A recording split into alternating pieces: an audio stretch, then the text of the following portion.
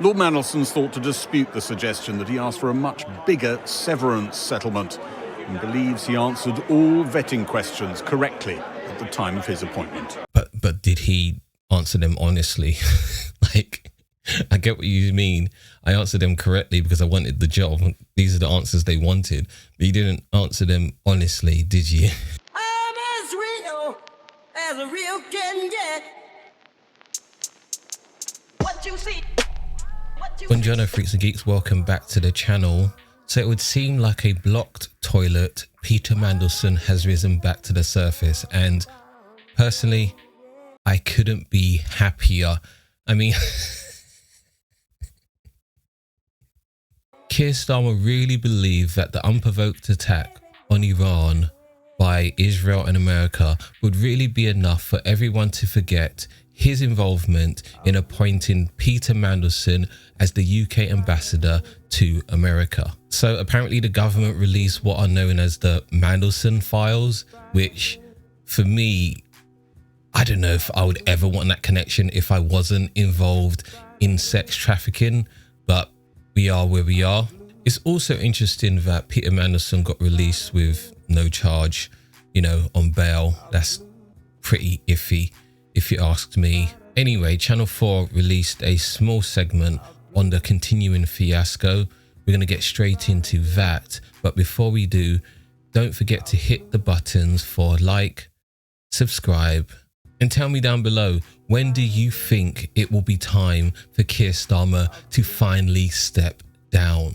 I'm speaking to you from the ambassador's residence. A year on, how Peter Mandelson was appointed to that job plagues Keir Starmer. MPs had demanded to see the relevant government documents so they could judge if the Prime Minister had, as he has repeatedly claimed, been duped into putting the Labour Party guru into Britain's top diplomatic job. So here's the thing with Keir Starmer. He did that whole slick lawyer speak when referring to Peter Mandelson. When you actually look at the tapes, Keir Starmer says, I looked him in the eye and said, were there any connections? Peter Mandelson, of course, he's going to... What do you expect Peter Mandelson to do? Say, yes, I even helped him traffic the underage girls. Of course, he's going to say no. Everyone in that interaction that Keir Starmer is describing did what they were supposed to do. Keir Starmer asked the question, Peter Mandelson answered the question. And even if you start getting into the psyche of Peter Mandelson, he probably heard the question as, oh, are you best friends with Jeffrey Epstein? And in Peter Mandelson's brain, he said, well, I can't be best friends with him. He's dead. So I've answered the question very truthfully. Both men left that whole interaction feeling like, oh yeah, I'm a good man right now. What Keir Starmer doesn't do when he's spoken about it publicly, he doesn't mention that he actually received a report beforehand. That's very important when looking at this segment. I was lied to. I was lied to. Deceit. He lied repeatedly to my team when asked about his relationship with Epstein. Grow up. The newly released documents show the government's propriety and ethics team, 2 weeks before the job announcement, conducted checks on Peter Mandelson under the heading Relationship with Jeffrey Epstein, which seems to have been based on internet searches. I beg your pardon, sir. They write, after Epstein was first convicted of procuring an underage girl in 2008, their relationship continued, Mandelson reportedly staying in Epstein's house while he was in jail in June 2009. This section ends. To note, general reputational risk. And obviously, when they conduct these reports, that's all they care about. What is the reputational damage, not whether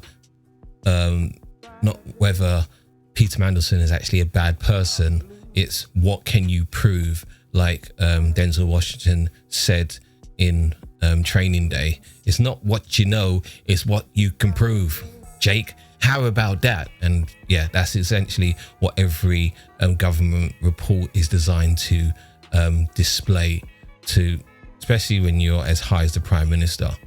A week later, that was sent to the Prime Minister, explaining that the Prime Minister's then Chief of Staff, Morgan McSweeney, has discussed Peter's relationship with Jeffrey Epstein, which we will go through with you. But your Director of Communications, then Matthew Doyle, now Lord Doyle, is satisfied with his responses to questions about contact. Nearly a year later, After Lord Mandelson was sacked, Matthew Doyle, a personal friend of Lord Mandelson's, told an aide to the Prime Minister in a fact-finding call that he'd agreed with Morgan McSweeney, also a close ally of Lord Mandelson, 3 specific questions for Lord Mandelson to answer in respect of Jeffrey Epstein.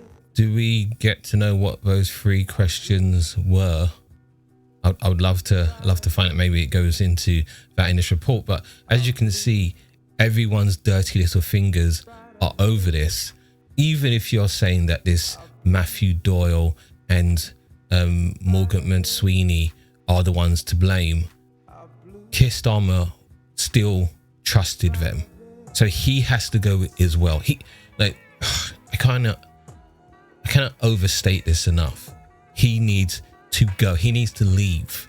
The police, here arresting Lord Mandelson 2 weeks ago, have insisted that the note on those questions and the responses given must not be published while their investigation into Peter Mandelson continues. How convenient is that? Wow, how convenient is fucking that? Boo. Boo. We want to know what those questions are now. And to be honest, we know the police are not going to really come up with anything, because at this point, do you want to do any more damage to the establishment? Because if you do finally charge Peter Mandelson and you do finally charge Andrew Mountbatten Windsor, the whole establishment has to go at that point. And the police are there to uphold the establishment, not protect actual normal victims. So they're not going to come up with anything. With that all being said, it's very clear. Whatever the questions were, Peter Mandelson did what he was supposed to do when it comes to personal preservation. He's going to answer in the negative. He's not going to fess up and say, actually, you've caught me red-handed. He is called the Lord of Darkness after all. Why would you ever trust what the Lord of Darkness says to you?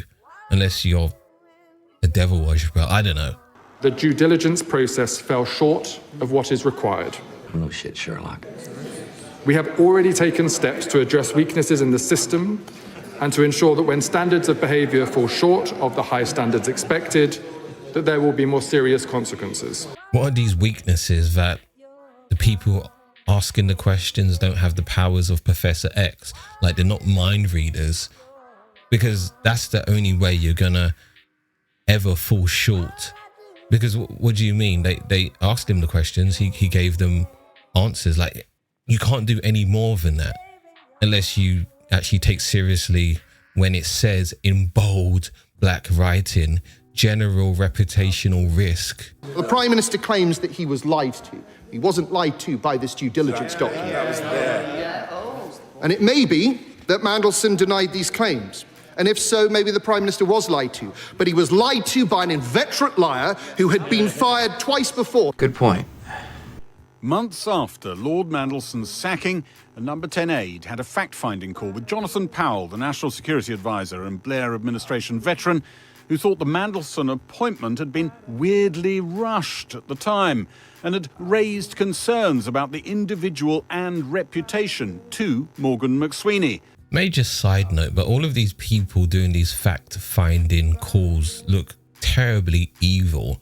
And to think someone that was close to Tony Blair even recognizing this is a mistake. Tony Blair, the butcher of Baghdad, the war criminal himself.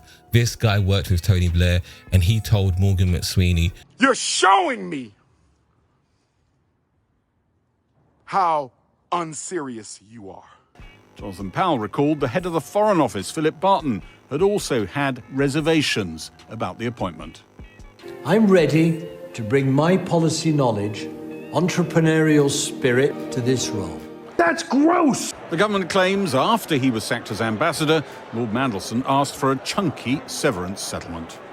Peter Mandelson initially requested a sum that was substantially larger than the final payment. because he knew that you guys are such idiots and you were the guys that actually messed up by not only appointing him, but believing any words that came out of his mouth in the first place. Like, you can't blame him. He's like, well, you guys are douchebags anyway. I might as well see how much I can bleed out of you.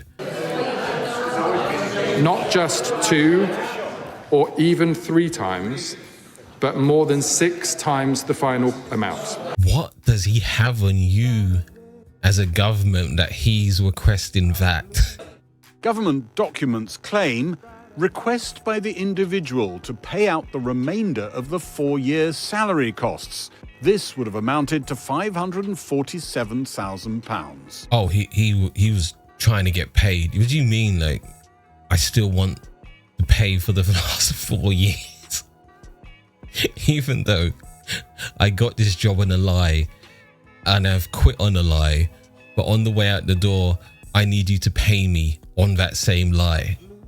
Oh, it's unbelievable. Like, you can't even, like, I was gonna say, you have to respect because he's so used to getting everything he wants, but no, you can't respect it. This guy's a piece of crap, human excrement right now. Severance payment was £75,000. Sorry, that was too much. Lord Mandelson's thought to dispute the suggestion that he asked for a much bigger severance settlement and believes he answered all vetting questions correctly at the time of his appointment. But did he answer them honestly?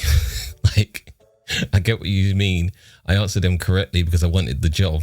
These are the answers they wanted. But you didn't answer them honestly, did you? So it's clear to me, Keir Starmer did a cost-benefit analysis in his head after getting those reports, and it resulted in him appointing Peter Mandelson, which either makes him incompetent at best or downright evil at worst.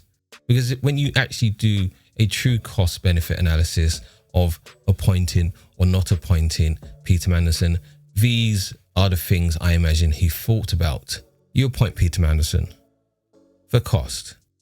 Turns out to be extremely great for you, Keir Starmer.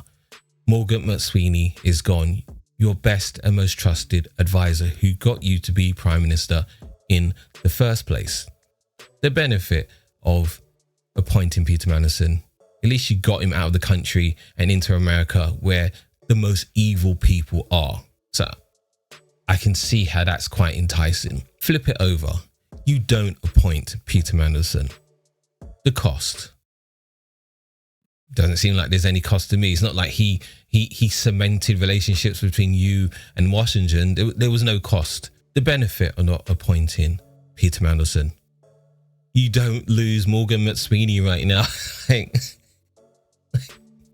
What are we even doing? This is crazy. The fact that you would even touch an individual with a barge pole who had a relationship, who had an intimate relationship. And when I mean intimate relationship, I don't mean that they were sexual partners, but had a very personal, intimate relationship with Jeffrey Epstein is just, it explodes my mind.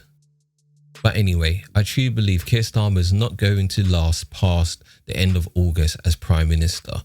He might even have to resign a week after the local elections in May. I truly believe that. There's no way this guy can continue in any form of authority. He completely ignored the advice he was given, completely ignored it in every way, which meant that he made this decision. He's then got to decide on his own future and his own position. I think it's very serious for the Prime Minister. Standing down, potentially? Could be. And it's so interesting that he's been a fence sitter on this whole unprovoked attack on Iran, because if he just like jumped off the fence and went either way, he would be in such a better position right now. I mean, if he went like balls deep into, back in the Israel and American aggression, started bombing Iran, that's all we would be talking about right now. We wouldn't care about the messy situation with Peter Mandelson, because we would expect that of someone who's such a war hawk. And on the other side, if he completely backed away, condemned what America and Israel were doing, didn't allow them to use any of the bases, didn't share intelligence with them, we would be sitting here right now saying, well, gosh, maybe this guy does have a heart and soul. But he did neither. He sat on the fence, looked impotent, and now we've got more information to show that his decision to appoint Peter Mandelson was the stupidest thing he's done. And there's many stupid things he's done as Prime Minister, but this is probably the most stupid thing ever. But that's what I think. Tell me what you think down below. If you're interested in spotting red flags early in relationships, I voiced the audiobook, link in the description below. And remember, once we understand politics, we will make better choices. Don't forget to hit the buttons for like, subscribe, and I will see you very, very soon. Ciao.